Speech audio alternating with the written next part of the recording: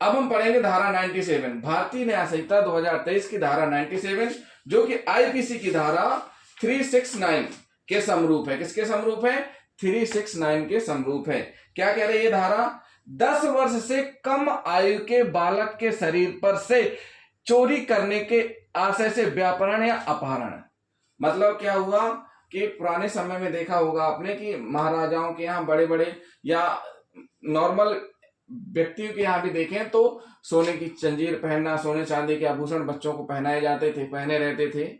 आज भी बहुत सी जगह पहने रहते हैं। तो अगर कोई व्यक्ति किसी शिशु से जिसकी उम्र 10 वर्ष से कम है उसको अपहरण करता है या व्यापहरण करता है, किस लिए?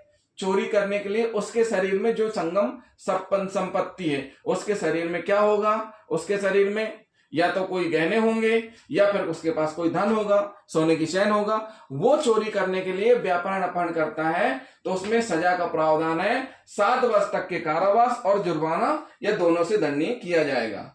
इस धारा के अधीन अभियुक्त के द्वारा 10 वर्ष से कम आयु के शिशु का व्यापहरण या अपहरण किया गया होना चाहिए। अभियुक्त का आशय उस शिशु के शरीर पर से कोई जंगम संपत्ति बेईमानी से ले लेना होना चाहिए।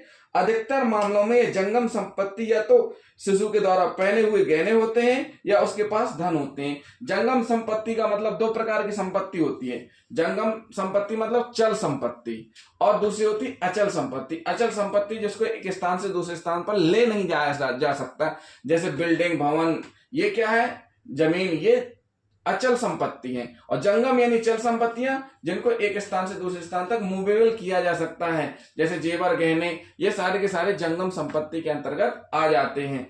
तो अगर किसी शिशु के पहने हुए गहने चोरी करने के आशय से जिसकी उम्र 10 वर्ष से कम है उसका व्यापहरण अपहरण किया जाएगा तो उस अभियुक्त को दोष सिद्ध होने पर 7 वर्ष तक के कारावास और जुर्माना से दंडित किया जाएगा।